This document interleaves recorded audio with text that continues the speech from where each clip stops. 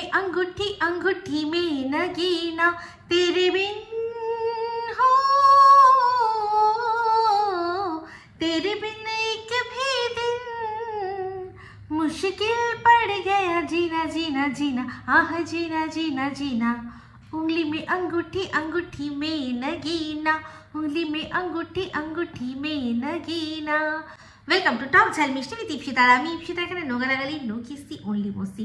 তো আজকের ভিডিওর শুরুতে ইন্ট্রোডাকশনে গানটা গাইলাম যে বুঝতেই পারছেন এই গানটার মধ্যে যখন উংলি আঙ্গুঠি আঙ্গুঠি মে নাগিনা এই কথাগুলো আছে তাহলে নিশ্চয়ই এখন কি বিষয় নিয়ে একটু কথা বলবো। হ্যাঁ, গতকালকেই আপনাদের জানিয়েছি যে একজন তার কমিউনিটিতে একটা আংটির ছবি দিয়ে সেই আংটিটা হাতে পরে আমাদেরকে বুঝিয়েছে কি যে তার কোনো ভালোবাসার মানুষ সে তাকে গিফট দিয়েছে এই আংটিটা। তো তার ভালোবাসার মানুষ সে নিজেই মানে চিল্লে চিল্লে বলেছিল, একটা সময় সবাইকে ইন্টারভিউ দিয়ে বলেছিল যে কি যে এই একজন ব্লগার আছে, একজন ব্লগার আছে, সেই ব্লগার তার সাথে ওর সম্পর্ক, আর শুধু সম্পর্ক নয় এমন গভীর সম্পর্ক যে সে জানে যে এই ব্লগার তার যখন বিয়ে হয়নি, সে যখন ব্লগার ছিল না তখন সে বাড়িতে কীরকমভাবে থাকতো, কি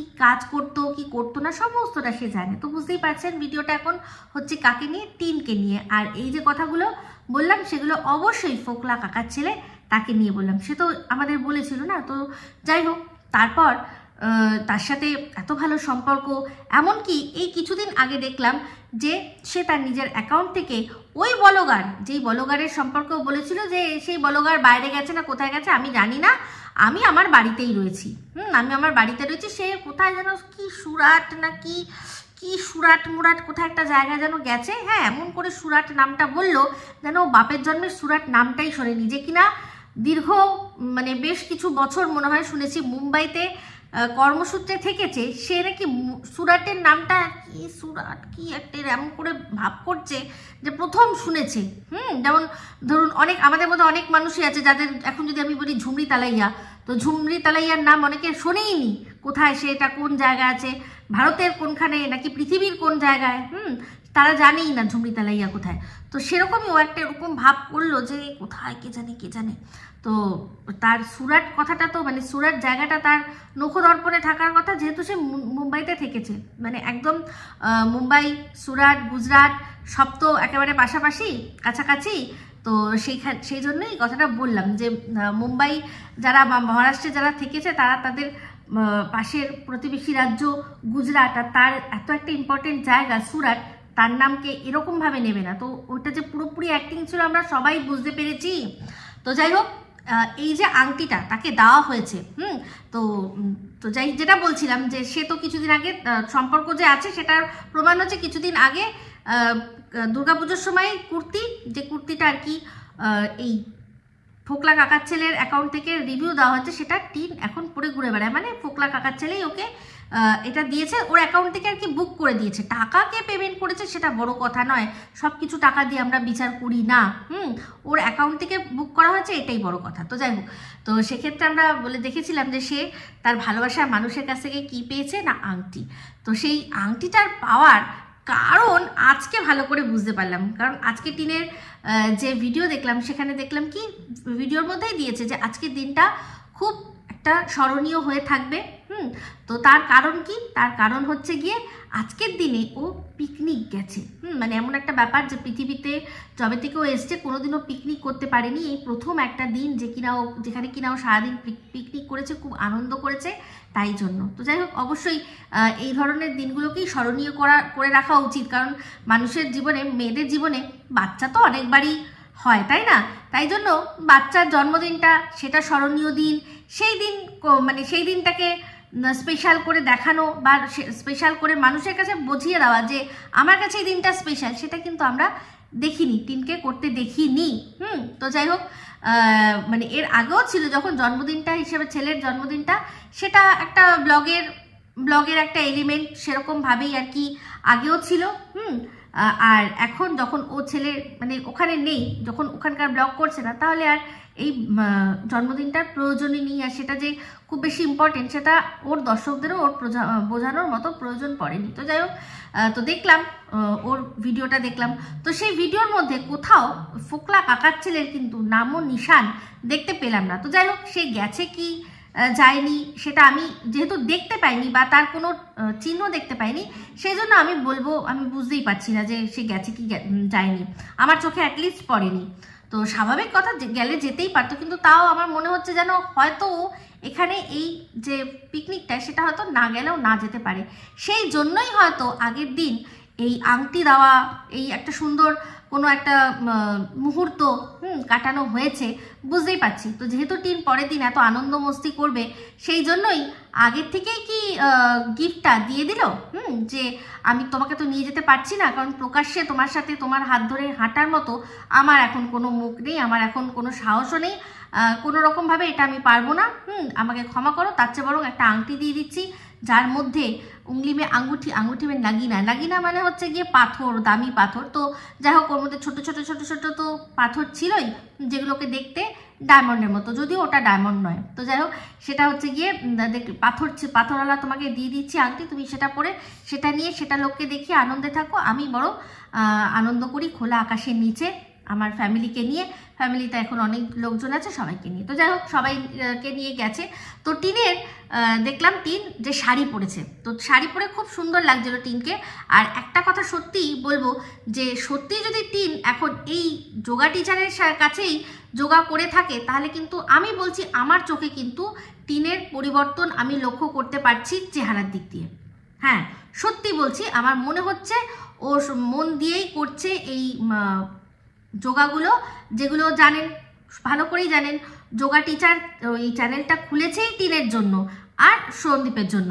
সেখানে একজনের টিনের হচ্ছে শারীরিক ও করছে, শারীরিক আর কি চিকিৎসা করছে যোগার মাধ্যমে, আর সন্দীপের করছে মানসিক চিকিৎসা, মানে যার যেটা লাগবে সেই আসনগুলোই সে শুধু দেখাচ্ছে, আমাদের জন্য কোনো চিন্তা নেই তার, ঠিক আছে। তো যাই হোক, কোলেস্ট্রল কমার কোনো যোগা আছে কিনা দেখি তো।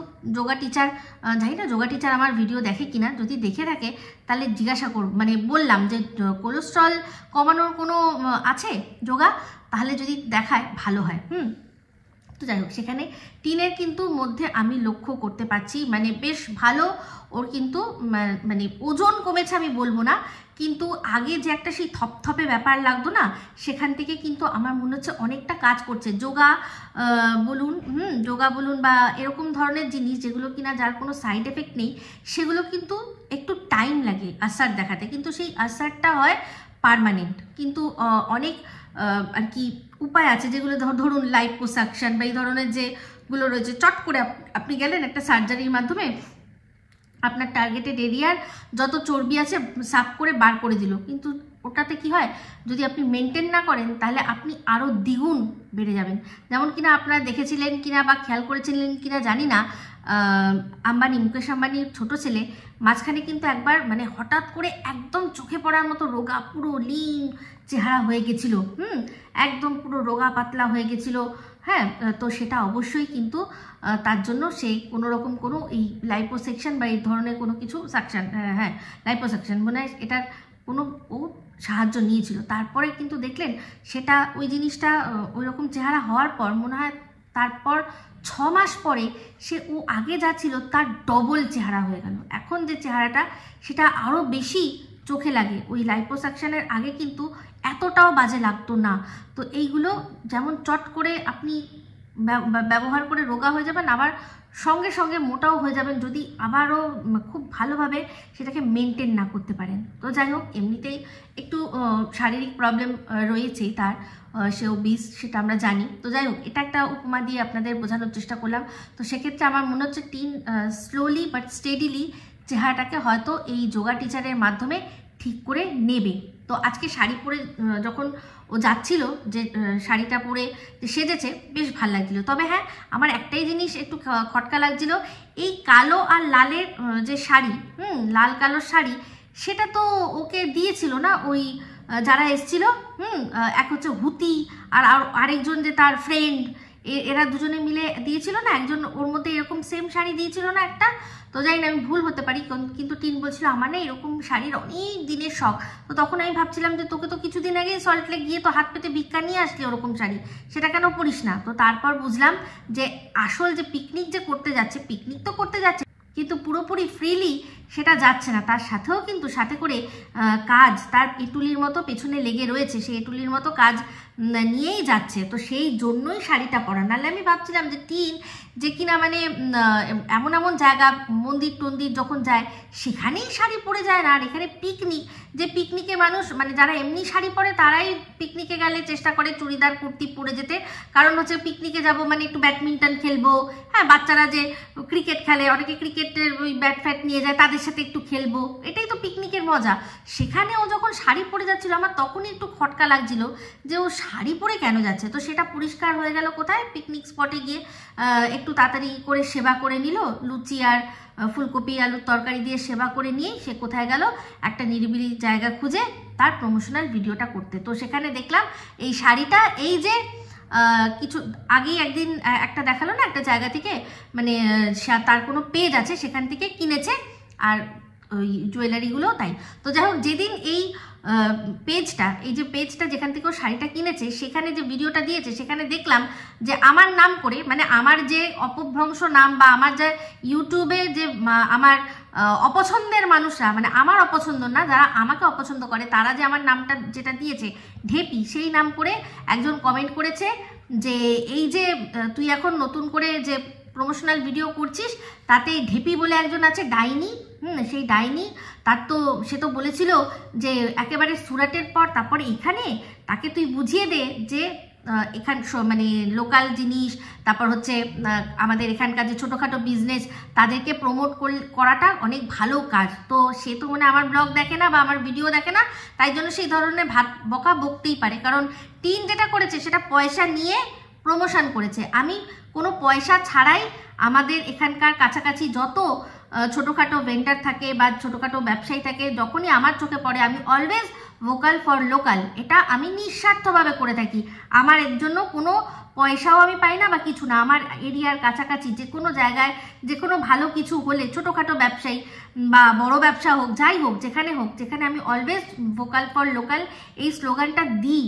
হ্যাঁ, ছোটোখাটো ব্যবসায়ী সবার কাছ থেকে আমি জিনিসপত্র কিনি, শাড়ি কেনা হয় না, কুর্তি খুব একটা কেনা হয় না, সেটা আলাদা বিষয়, কিন্তু যদি মনে হয় কেনা, যদি আমার পছন্দের হয় সেক্ষেত্রেও কিন্তু আমি কিনি। তো আমার আমার বান্ধবী ব্যবসা করছিল, সেখান থেকেও আমি শাড়ি নিয়েছি, আমার বান্ধবীর মধ্যে, নিজের বান্ধবীর মধ্যে, তো সে ব্যবসা করছে, কেন নেব না, অবশ্যই তাকে সাপোর্ট করার জন্য। শাড়ি পরি না পরি তাও কিন্তু দুটো ভালো শাড়ি আমি নিয়েছি। তো সেটাই হচ্ছে ব্যাপার, এরা দেখে না জানে না, তাই জন্য মানে এই টিন যে কিনা পেইড প্রমোশন করছে, তার কাছ থেকে জিনিস নিয়ে, তার কাছ থেকে টাকা নিয়ে তারপর তার পেজটাকে এগিয়ে দিচ্ছে, আমি সেগুলো বিনা স্বার্থেই করে থাকি। হ্যাঁ, টিনের ভিউজ, আমার ভিউজ অনেক কম, কিন্তু আমি নিঃস্বার্থভাবে করি, আর আমি নিজে কিনে সেটাকে ইউজ করে তারপর সেটা ভালো কি মন্দ সেটা বলি, ভালো হলে একদম ভালো বলি, তাই না? তো সেক্ষেত্রে আমার সাথে এখানে কোনো তুলনা করার প্রশ্নই ওঠে না, আর আমি অলওয়েজ ভোকাল ফর লোকাল বলে থাকি। তো টিন যেরকম, তার চামচাগুলো তো সেরকমই হবে, তাই চামচার কথা বেশি আর কি চিন্তা করতে নেই। তো চামচা বলতে মনে পড়ে গেল এখনই একটা, যে আর কি টিনের প্রধান যে চামচা, গোলাম যে চামচা, যার কাঁধে মাথা রেখে টিন কেঁদেছিল, যে কিনা 10 মাস বা 1 বছর আগের থেকে টিনের সম্পর্কে এমন ভিডিও করেছে, টিনকে যা বলেছে, মানে টিন হচ্ছে একটা নোংরা মহিলা, হ্যানা ত্যানা যে বলেছিল, যার কাঁধে মাথা দিয়ে রেখে শুয়েছিল, সে তো এখন আমার কমেন্ট বক্সে পড়ে থাকে। তো সবাইকে বলছি, যদি একে উত্তর আপনারা দেন, দিতেই পারেন, কিন্তু সাথে করে একটা করে বিস্কুট আর একটা করে হাড্ডি প্লিজ দিয়ে দেবেন, কারণ এর যে মালকিন সে কিন্তু একে জুতোও দিচ্ছে না আজকাল, একে জুতোও দিচ্ছে না, কারণ টিনও চিনে গেছে যে এর শুধু স্বার্থেই এসছিল টিনের সাথে যোগাযোগ করতে। আজ থেকে 1 বছর আগে টিনের নামে যা নোংরামি করেছে, যা এই যে ও বলে না, এই যে আর কি যে পোষ্যটা আছে টিনের, সে বলছিল না যে তোরা ভৌ ভৌ করে যা, পাত্তা দেয় না টিন। তো এক্স্যাক্টলি ও যেরকম আগে পাত্তা দিয়ে মানে ভৌ ভৌ করেছিল, টিন পাত্তা দেয়নি, তো তেমনি এখন টিনের হয়ে যতই ভৌ ভৌ করুক, টিন ওকে চিনে গেছে আর ওকে পাত্তা দেবে বলে আমার মনে হয় না। যদি ওর মাথায় বুদ্ধি থাকে। তো সে এখন এদিক ওদিক করে এসে ওর কমেন্ট বক্সে চাইছে যে যাতে একটুখানি কন্টেন্ট পায়। তো কন্টেন্ট হাজারও দিয়ে দিলেও লাভ কিছু হবে না, যে কথাই বলতে পারে না সে, তাকে আর কন্টেন্ট দিলে কি না দিলে কি, টিনের মুখ দেখিয়েও তো সেখানে ভিডিওতে ভিউজ আনতে পারলো না। ঠিক আছে, তো যাই হোক, যেটা বলছিলাম অনেক হয়ে গেল। তো অবশ্যই বিস্কুট, দুধ আর হাড্ডি এগুলো দেবেন, দিয়ে তাকে উত্তর দেবেন যদি মনে হয়। আর সবচেয়ে বেস্ট পলিসি হচ্ছে একদম পাত্তা না দেওয়া। ঠিক আছে, তো যাই হোক, সেখানে বলি যে টিন নিজের পয়সা নিয়ে প্রমোশন ভিডিও করা আর আমি জেনুইনলি মন থেকে ভোকাল, মানে লোকাল মানুষদের জন্য ভোকাল হওয়া, দুটোর মধ্যে আকাশ আর পাতাল তফাৎ আছে। ঠিক আছে, সেগুলো এই টিনের যারা আর কি চামচা আছে তারা বুঝবে না। তো যাই হোক, দেখলাম যে ভেনিউটাতে গেছে, ভেনিউটা সম্পর্কে আর কি বলবো, এই তো আমাদের বহু পুরনো বহু পরিচিত, যেখানে কিনা টিন ভ্যালেন্টাইন্স ডেও মানিয়েছে। তারপর যখনই ওদের বাড়িতে কেউ আসে বেড়াতে তখন এই জায়গাটাই ও নিয়ে আসে, আর জায়গাটা তো তবে সত্যিই সুন্দর। তো যাই হোক, সেই যেখানে পিকনিক হচ্ছে, আমি তখন দেখলাম যে পিকনিক হচ্ছে, পিকনিক সাধারণত কোনো একটা কেউ অ্যারেঞ্জ করে, তাই না? তো দেখলাম যে কি এটা কি ওই রিসর্ট, যাদের রিসর্ট তারাই কি অ্যারেঞ্জ করেছে। টিন কিন্তু পরিষ্কারভাবে কিছু বললো না, কিন্তু তারপর এই খেলাধুলা হচ্ছে, এই সমস্ত কিছুতে খাওয়া দাওয়ার পর চোখে পড়ে গেল একজনকে, অনেক দিন পর দেখলাম। কে বলুন তো? আরে বক দাদা গো, বক দাদা। তো এই বক দাদারাই হয়তো এই পিকনিকটা অ্যারেঞ্জ করেছে। সবাই মানে দেখলাম, যা টিনের বাপিও গেছে, মানে অশুভ শক্তি, সেও গেছে, সে পরে গিয়ে জয়েন করেছে, সে তো ফ্ল্যাটে ছিল, সেখান থেকে সে পরে গিয়ে জয়েন করেছে। তো দেখলাম খাওয়া দাওয়ার বেশ ভালো ভালো গেমসও ছিল, সেগুলো গেম খেলাচ্ছিল। তবে হ্যাঁ, সবাই আনন্দ করছিল, ওখানে অনেক মহিলারা ছিল, সবাই আনন্দ করছিল, কিন্তু টিনের মতো কেউ হ্যাং ট্যাং করে যে সেই ওড়ে গুতো ওড়ে রেতে ওইগুলো কিন্তু কেউ করছিল না। বাকি সবাই কিন্তু মজা করছিল, সবার কিন্তু চিৎকার চেঁচামেচি সবই ছিল, কিন্তু মানে এইরকম টিনের মতো হেঁকড়দের মতো কেউ করেনি। তো খেলাধুলা, খাওয়া দাওয়া সত্যি খুব ভালো ছিল সেখানে। আবার তার উপর কি ছিল, সন্ধেবেলা অর্কেস্ট্রাও ছিল, লাইভ অর্কেস্ট্রা ছিল। তো এই সব মিলিয়ে 350 টাকা, আমি মানে শুনে জাস্ট আমার মানে মাথায় হাত, এত কমে এত ভালো। যেহেতু টিনরা বলছিল যে খাবার দাবারগুলো নাকি খুব ভালো, আর আমার দেখেও মনে হচ্ছিল আমার মানে খাবারের প্রতি আমার সিক্স সেন্স হেভি কাজ করে, আমি দেখেই বলতে পারি যে খাবারটা কীরকম হবে। তো সেক্ষেত্রে খাবারগুলো দেখেই মনে হচ্ছিল খুব ভালো, মানে এই এত কমে এত ভালো পিকনিক সত্যি ভাবা যায় না, এত সুন্দর ভেনিউর মধ্যে। তো তাতে বুঝলাম যে এটা মনে হচ্ছে বক দাদা আর তার বন্ধুরা মিলেই আর কি এরা অ্যারেঞ্জ করেছে। তো দাদা, তার বোন, বলা হোক আর যাই হোক, মধুবন। তো সেই মধুবন দাদা আর চোখে আসছে ক্যামেরায়, দেখতে পাচ্ছে যে ক্যামেরা হচ্ছে, সে সেখানে দাঁড়িয়ে রয়েছে বা একবার সরে গেল। একবার প্রথম যখন হয়েছিল বুঝতে পারিনি, তারপর দেখলো যে যেই দেখলো ক্যামেরা সঙ্গে সঙ্গে সরে গেল। তাহলে চিন্তা করে দেখুন যে দাদা তার বোনের ক্যামেরায় আসে না, এমনকি লুকিয়ে যাচ্ছে, সরে যাচ্ছে। এই জিনিসটাই আমার কেমন কেমন লাগে। আর যেরকমভাবে একে অপরের দিকে তাকায়, মানে ক্যামেরার থ্রু দিয়েও যখন চোখে তাকাচ্ছিল, যেটা যেন কেমন একটু দৃষ্টিকটুর মতো আমার লাগছিল। তো বেশ কয়েকবার তাকে ক্যামেরায় দেখা গেছে নাচানাচি করছে, সব কিছু করছে, কিন্তু সামনের দিকে ক্যামেরায় আসছে না, যেখানে তার বউয়ের সাথে টিনের আলাপ করিয়ে দিয়েছে। এই বক দাদার বউয়ের সাথে কিন্তু টিনের আলাপ হয়ে গেছে।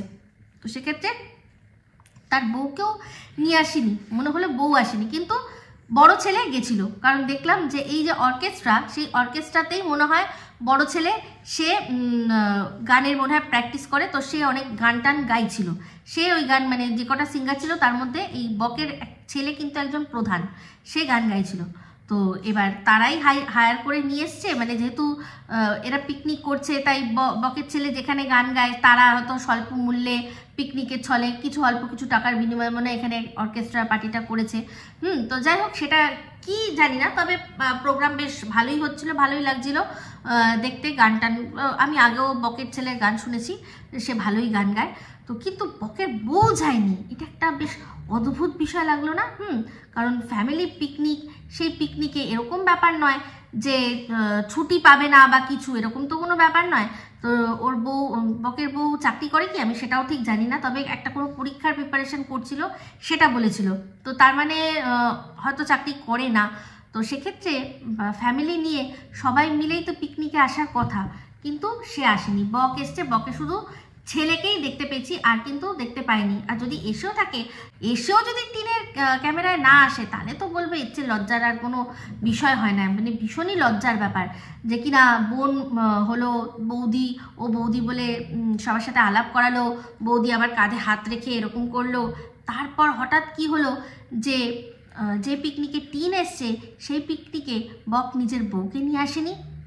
ये बात कुछ खटक रही है ना। তো যাই হোক, তো অশুভ শক্তি যখন এসে পৌঁছালো, সে তখন ওখানে যে কটা গাড়ি ছিল বলল যে এই যে দেখুন গাড়িগুলো সব লাইন দিয়ে দাঁড়িয়ে আছে, দেখতে পাচ্ছেন, এগুলো সব হচ্ছে আমাদের যে পিকনিকের টিমটা এসছে সেই টিমের লোকরাই সব এই গাড়ি নিয়ে এসছে। কিন্তু একজনের সাথেও আমাদের সামনে 1 to 1 আলাপ করে দিতে পারলো না যে এই যে এনাদের সাথে আমরা পিকনিকে এসছি, কাউকে না। মানে ওখানে বোঝাই যাচ্ছিল যে পিকনিকটা আয়োজন করা হয়েছে, বক তাদের বন্ধু সার্কেল বা কোনোভাবে তারা আয়োজন করেছে, টিনদের শুধু নেমন্তন্ন করেছে। অবশ্যই তারা টাকা দিয়েই গেছে, সেটা কোনো বড় কথা না, টাকা দিয়েই তারপর গেছে, কিন্তু মানে তাদের জাস্ট ওইটুকুই তাদের কন্ট্রিবিউশন। বাদ বাকি ওরা নিজেরাই নিজেদের ফ্যামিলিতে যেরকম নিজেদের ঘরের মধ্যে আনন্দ করে সেরকমভাবেই করছিল। শুধু ওই খেলা যেগুলো সেগুলোতে পার্টিসিপেট করার জন্য সবাইকেই ডাকা হয়েছিল, সেখানে ওরা পার্টিসিপেট করেছে, কিন্তু কিচ্ছু করতে পারলো না।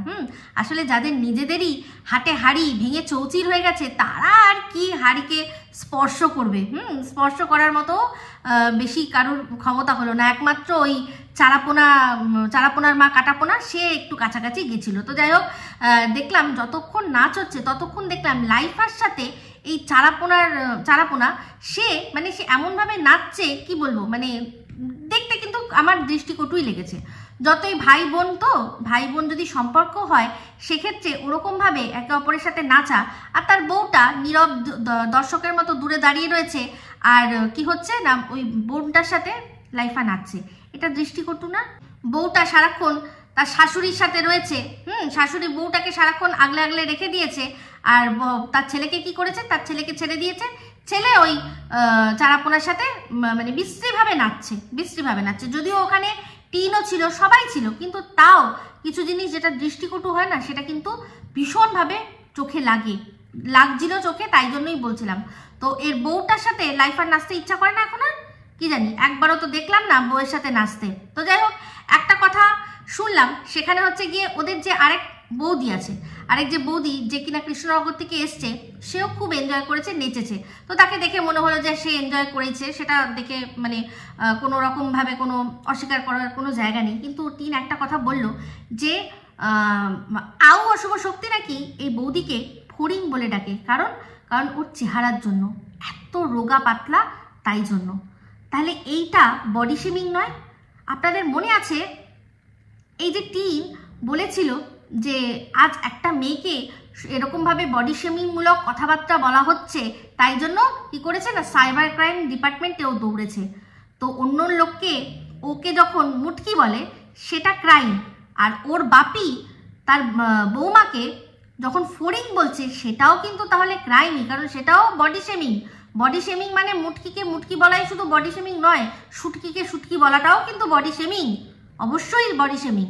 তো শরীর নিয়ে কোনো কথা যখনই হবে সেটাই বডি শেমিং। মানে যার সে পারফেক্ট শেপ যদি সে না হয়, সে যদি অতিরিক্ত রোগা হয়, তাকে যদি অতিরিক্ত রোগা বলে কাঠি, শুটকি, তারপর হচ্ছে গিয়ে আরও যা যেমন জানেন দালাল প্রচুর নাম অর্জন করেছে। তো যদিও দালাল এখন আর না কাঠি আছে, না শুটকি আছে, না কোনো কিছুই আছে, ওর যে সব কিছু ভরা হয়ে গেছে, সেটা মাঝে মাঝে আমাদের জানিয়ে দেয়, পেছন দেখিয়ে নেচে কুদে আমাদের ও দেখিয়ে দেয় যে ভরা হয়েছে।